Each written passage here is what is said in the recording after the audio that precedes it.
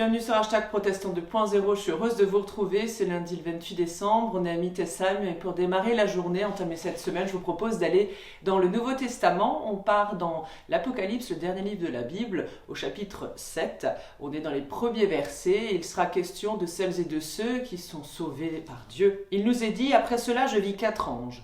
Debout aux 4 coins de la terre, ils retenaient les 4 vents, afin qu'aucun d'eux ne souffle sur la terre, ni sur la mer, ni sur les arbres. Et je vis un autre ange qui montait de l'est et qui tenait le sceau du Dieu vivant. Il criait avec force aux 4 anges qui avaient reçu le pouvoir de ravager la terre et la mer. Ne ravagez ni la terre, ni la mer, ni les arbres, avant que nous ayons marqué du sceau sur le front des serviteurs de notre Dieu. On m'indiqua alors le nombre de tous ceux qui furent marqués au front. Ils étaient 144 000, de toutes les tribus du peuple d'Israël. Après cela, je regardai encore et je vis une foule immense de gens que personne ne pouvait compter. C'étaient des gens de toute nation, de toute tribu, de tout peuple et de toute langue. Ils se tenaient devant le trône et devant l'agneau, vêtus de robes blanches avec des palmes à la main. Ils criaient avec force, « Le salut vient de notre Dieu qui siège sur le trône et de l'agneau ». Tous les anges se tenaient autour du trône, des anciens et des 4 êtres vivants. Ils se jetèrent le visage contre terre devant le trône. Ils adorèrent Dieu en disant « Amen ». Oui, la louange, la gloire, la sagesse, la reconnaissance, l'honneur, la puissance et la force sont à notre Dieu pour toujours. Amen. Ainsi donc, on peut le dire, il y a un certain nombre de personnes qui sont sauvées. Mais qui donc ?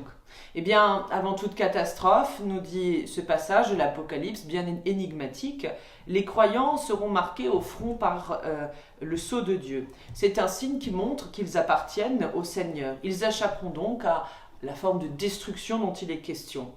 L'apôtre Paul d'ailleurs nous appelle aussi à cela en spécifiant qu'il existe un sceau qui est un signe de Dieu qui marque tout le peuple. Quant au nombre, 144 000, c'est un nombre carré. Il indique donc ce qui est complet. Il indique que tous les serviteurs de Dieu seront sauvés, tous ceux qui font partie du peuple, mais qui d'autres ? Également toutes celles et tous ceux qui se sont tournés vers Dieu. Alors bien sûr, à la place d'honneur, Jean, celui qui a rédigé ces mots, eh bien, il y voit aussi celles et ceux qui sont morts pour leur foi, à cause de leur foi, les martyrs, est-il question ici, ceux qui agitent la palme à la main, la palme des vainqueurs. Malgré les épreuves, il y a donc une espérance, malgré la désolation et les catastrophes ambiantes, il y a donc du repos, de la consolation, mais également la paix qui nous est donnée par le Dieu de la vie, le Dieu des vivants. Ainsi donc, sur cette parole de consolation, je vous propose de prier avec les mots de la communauté de Thésée pour ce matin. Au Christ, les prophètes ont annoncé ta venue et les pauvres l'ont désirée. La joie de notre cœur est en Dieu. Les cieux ont célébré ta naissance, les apôtres, les martyrs, les fidèles de tous les temps chantent avec les anges. La joie de notre cœur est en Dieu. Ton Église te loue dans toutes les langues humaines parce qu'elle voit ton salut. La joie de notre cœur est en Dieu. Fils de Dieu, tu t'es abaissé en te faisant serviteur afin que nous soyons relevés, que nous participions à ta gloire. La joie de notre cœur est en Dieu. Nous étions dans les ténèbres et tu nous as donné la lumière et la force, la paix et la joie. La joie de notre cœur est en Dieu. Conduis-nous selon ta volonté d'amour, fais de nous un peuple qui vit de toi dans la sainteté. La joie de notre cœur est en Dieu.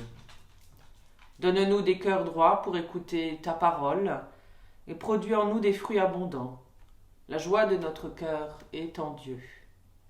Jésus, fils de la Vierge Marie, à Noël, tu nous offres le message de joie de ton évangile, qui écoute, qui accueille les dons de l'Esprit Saint, de jour comme dans les veilles de la nuit, découvre qu'avec une foi toute petite ou presque rien, il a tout.